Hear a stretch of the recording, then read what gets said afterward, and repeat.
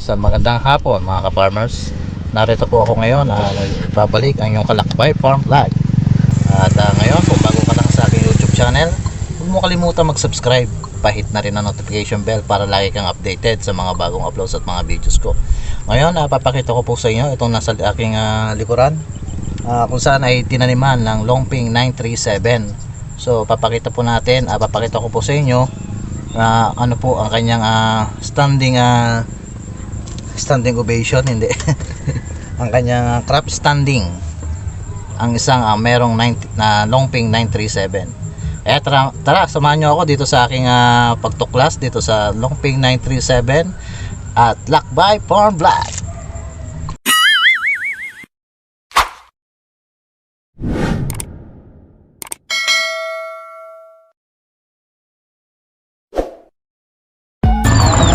Magandang hapon mga ka-farmers. So ngayon, nandito po ako ngayon, ating silipin itong tanim Longping 937. So tingnan po natin ang kanyang trap standing, no? Talagang busog na busog ang kanyang uhay. So makikita natin, no? Ang gandang po yan, Longping 937. Isang hektarya po to. Bakit ko po nasabing Longping 937 to mga ka-farmers, no? So yung iba kasi hindi nyo napapansin.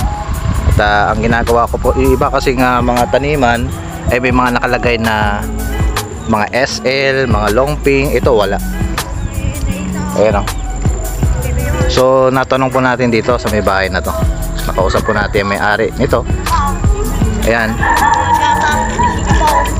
kung ano pong ang tanim na ito. So ayan po, base po sa aking initial interview. Ayan po, talagang makikita po natin ang kanyang hitik sa laman, ang Longping 937, no? Punta po tayo rito. So ito po ay day 76. So ayan na po, malapit na po silang magsilabasan lahat.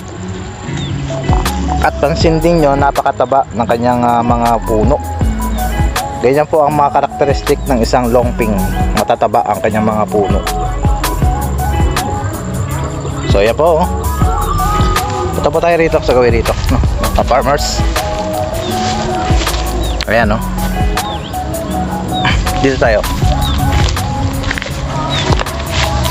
Ayun, mapapansin mo, hindi tayo makalapit kasi ayun, no? Talagang napakahitik ng bunga niya. Yan po ang karakteristik ng isang Longping 937. Napakaganda. Maganda rin po ang Longping na 2096, no? Nakita natin, pero ito talagang walang hindi ito inatake ng yellow stem borer. So ayun, shout out kay kuya, shout out. Ayan, hindi ito ito ay naagapan ng anti-insecticide at walang makikitang yung mga uban na sinasabi dito sa ating palayan, no? Talagang tignan mo naman ang kanyang crop standing. Walang mga uban. Kumpara doon sa 2096 na Longping, may mga uban, pati yung 534, no? Talagang naalagaan nila to sa fungicide, insecticide. Yan, ganyan po ang kalalabasan. Kasi minsan isang bagay na ikinalulugi ng isang farmers, ang ating mga magsasaka, ay yung uban, yung mga inatake ng stem borer, no? So ito talagang wala. Talagang masasabi natin itong Longping 937 na to. So babalikan natin to, i-update po natin ito sa susunod na ilang araw, no? Yung labas na po ang kanyang uhay. So yan lang po mga ka-farmers, update dito sa Longping 937. So yan, kung bago ka lang sa aking YouTube channel, huwag mo kalimutan mag-subscribe. Pahit na rin ang notification bell para lagi kang updated sa mga bagong upload sa mga videos ko. Kaya yan, so magandang hapon, God bless, ingat po tayo.